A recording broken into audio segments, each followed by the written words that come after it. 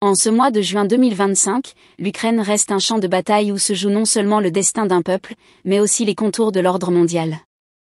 Les coups de feu continuent de retentir, et Poutine, loin de céder, redouble d'efforts pour imposer sa volonté. Pourtant, la résistance ukrainienne, soutenue par une coalition internationale, montre que la victoire russe est loin d'être acquise. Le monde observe, partagé entre l'espoir d'une paix négociée et la crainte d'une escalade aux conséquences imprévisibles. Comme l'a déclaré Zelensky sur X, si les puissants n'arrêtent pas Poutine, cela signifie qu'ils partagent sa responsabilité. La question demeure, jusqu'où Poutine est-il prêt à aller, et à quel prix? Pour l'Ukraine, la réponse est claire, la lutte continuera, coûte que coûte. Depuis le 24 février 2022, l'Ukraine est le théâtre d'un conflit dévastateur, déclenché par l'invasion russe ordonnée par Vladimir Poutine. Ce jour-là, dans une allocution télévisée surprise, le président russe annonçait une opération militaire spéciale visant à démilitariser l'Ukraine et à protéger les populations russophones du Donbass. Mais derrière ces justifications officielles, c'est une guerre d'une ampleur et d'une brutalité rarement vue au XXIe siècle qui s'est abattue sur le pays. Plus de 3 ans plus tard, en ce 11 juin 2025, les coups de feu résonnent toujours, les drones sillonnent le ciel, et les civils continuent de payer un tribut insupportable. Poutine, loin de reculer, maintient une posture agressive, alternant entre frappes militaires massives et manœuvres diplomatiques ambiguës. Ce texte explore les dynamiques de ce conflit, les actions récentes de Poutine, et les répercussions sur l'Ukraine et le monde. Les origines d'un conflit enraciné. Pour comprendre pourquoi les combats persistent, il faut remonter aux racines du conflit. L'annexion de la Crimée par la Russie en 2014, suivie par le soutien de Moscou aux séparatistes pro-russes dans le Donbass, a marqué le début d'une fracture profonde entre l'Ukraine et son puissant voisin. L'Ukraine, cherchant à se rapprocher de l'Union européenne et de l'OTAN, est devenue un symbole de résistance face aux ambitions impérialistes de Poutine, qui voit dans l'indépendance ukrainienne une menace pour la sphère d'influence russe. En février 2022, Poutine a franchi un cap en lançant une invasion à grande échelle, visant initialement à prendre Kiev rapidement. Cette guerre éclair n'a pas eu lieu. L'armée ukrainienne, galvanisée par le président Volodymyr Zelensky et soutenue par un afflux massif d'armes occidentales, a résisté avec une ténacité inattendue. Mais la guerre s'est enlisée.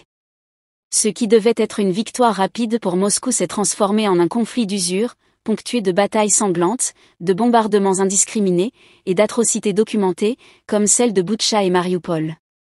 Malgré les sanctions économiques internationales et les condamnations pour crimes de guerre, Poutine n'a pas fléchi. Au contraire, il a intensifié ses efforts, adaptant sa stratégie militaire et mobilisant des ressources considérables pour maintenir la pression sur l'Ukraine. Les coups de feu de 2025, une escalade inquiétante. En 2025, les combats n'ont pas faibli. Les récentes attaques russes, notamment les bombardements massifs de drones sur Kiev et Odessa, témoignent d'une volonté de briser la résistance ukrainienne par la terreur. Dans la nuit du 8 au 9 juin 2025, la Russie a lancé un record de 479 drones sur l'Ukraine, ciblant à la fois des infrastructures civiles et des positions militaires.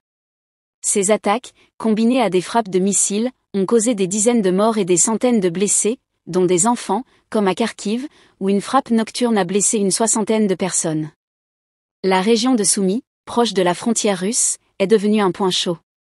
En mai 2025, la Russie a capturé le village de Kostiantynivka et massé plus de 50 000 soldats à la frontière, faisant craindre une nouvelle offensive majeure. Ces mouvements suggèrent que Poutine cherche à créer une zone tampon pour protéger le territoire russe des incursions ukrainiennes, tout en maintenant la pression sur les lignes de front. De son côté, l'Ukraine a riposté avec audace, notamment par une opération spectaculaire baptisée Toile d'araignée, qui a détruit ou endommagé 41 avions russes sur 4 bases, à des milliers de kilomètres de la frontière. Cette prouesse, saluée par Zelensky comme l'opération la plus longue portée jamais menée par Kiev, a humilié le Kremlin et exacerbé les tensions. Les actions de Poutine, entre menaces et manœuvres.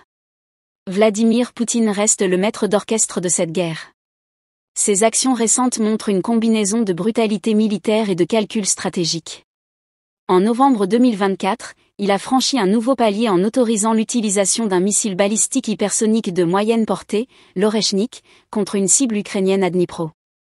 Ce tir, bien que sans charge nucléaire, a été perçu comme une démonstration de force et une menace implicite contre les Occidentaux, Poutine affirmant que ce missile est invincible face au système de défense actuel. Le président ukrainien a dénoncé cette escalade comme une preuve que la Russie ne veut absolument pas la paix. Sur le plan diplomatique, Poutine alterne entre provocation et offre de pourparlers. En mai 2025, il a proposé des négociations directes à Istanbul, insistant sur des discussions sans conditions préalables. Cependant, ces initiatives sont souvent perçues comme des écrans de fumée, destinés à gagner du temps ou à diviser les alliés de l'Ukraine. Le Kremlin a rejeté les propositions de cessez-le-feu inconditionnel de 30 jours réclamées par Kiev, arguant que cela permettrait à l'Ukraine de se réarmer. Parallèlement, Poutine accuse l'Ukraine d'actes de terrorisme, comme les explosions de trains en Russie ou les attaques de drones sur des aérodromes, pour justifier ses propres offensives. Poutine a également intensifié sa rhétorique contre l'Occident. En juin 2024, il menaçait de fournir des missiles à des régions du monde hostiles aux pays occidentaux, en réponse à l'autorisation donnée à Kiev d'utiliser des armes occidentales contre des cibles russes.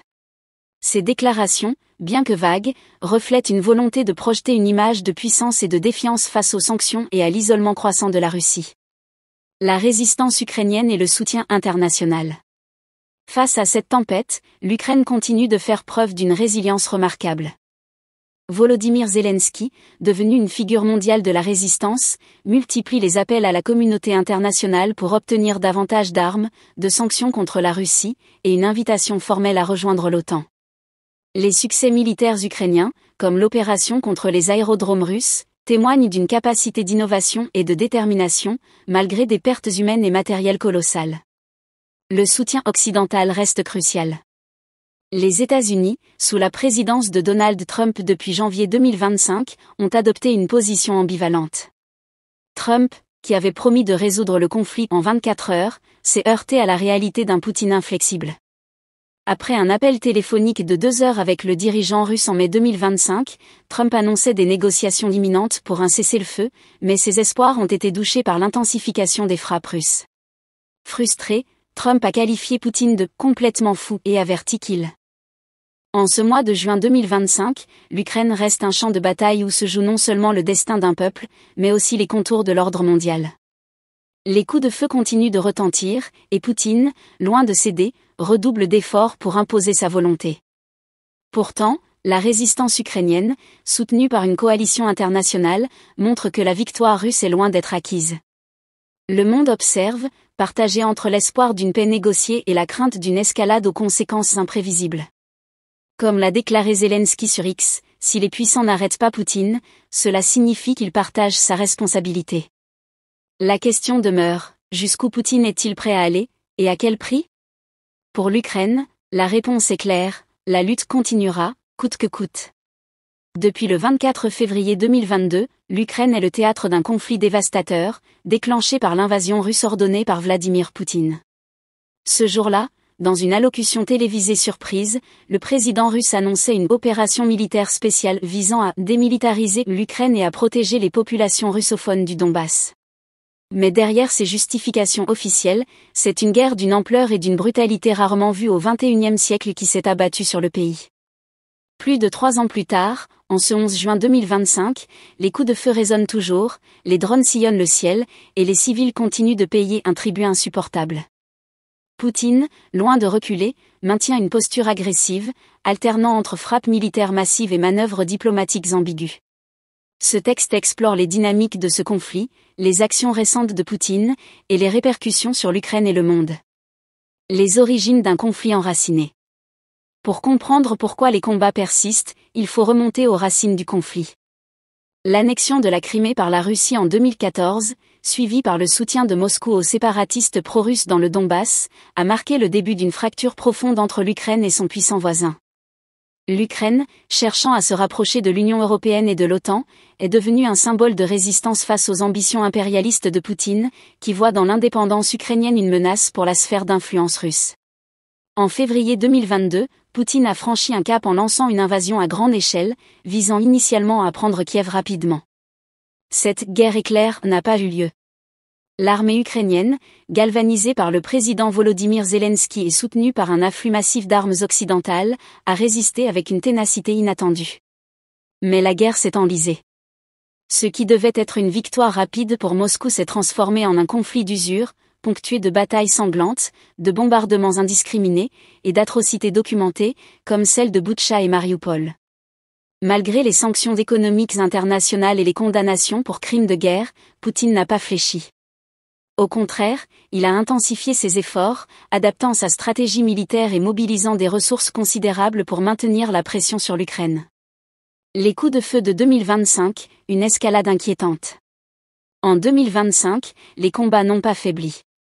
Les récentes attaques russes, notamment les bombardements massifs de drones sur Kiev et Odessa, témoignent d'une volonté de briser la résistance ukrainienne par la terreur. Dans la nuit du 8 au 9 juin 2025, la Russie a lancé un record de 479 drones sur l'Ukraine, ciblant à la fois des infrastructures civiles et des positions militaires. Ces attaques, combinées à des frappes de missiles, ont causé des dizaines de morts et des centaines de blessés, dont des enfants, comme à Kharkiv, où une frappe nocturne a blessé une soixantaine de personnes. La région de Soumy, proche de la frontière russe, est devenue un point chaud. En mai 2025, la Russie a capturé le village de Kostiantynivka et massé plus de 50 000 soldats à la frontière, faisant craindre une nouvelle offensive majeure. Ces mouvements suggèrent que Poutine cherche à créer une zone tampon pour protéger le territoire russe des incursions ukrainiennes, tout en maintenant la pression sur les lignes de front. De son côté, l'Ukraine a riposté avec audace, notamment par une opération spectaculaire baptisée « Toile d'araignée », qui a détruit ou endommagé 41 avions russes sur 4 bases, à des milliers de kilomètres de la frontière. Cette prouesse, saluée par Zelensky comme l'opération la plus longue portée jamais menée par Kiev, a humilié le Kremlin et exacerbé les tensions. Les actions de Poutine, entre menaces et manœuvres. Vladimir Poutine reste le maître d'orchestre de cette guerre. Ses actions récentes montrent une combinaison de brutalité militaire et de calcul stratégique. En novembre 2024, il a franchi un nouveau palier en autorisant l'utilisation d'un missile balistique hypersonique de moyenne portée, l'Oreshnik, contre une cible ukrainienne à Dnipro. Ce tir, bien que sans charge nucléaire, a été perçu comme une démonstration de force et une menace implicite contre les Occidentaux, Poutine affirmant que ce missile est invincible face au système de défense actuel. Le président ukrainien a dénoncé cette escalade comme une preuve que la Russie ne veut absolument pas la paix. Sur le plan diplomatique, Poutine alterne entre provocation et offre de pourparlers. En mai 2025, il a proposé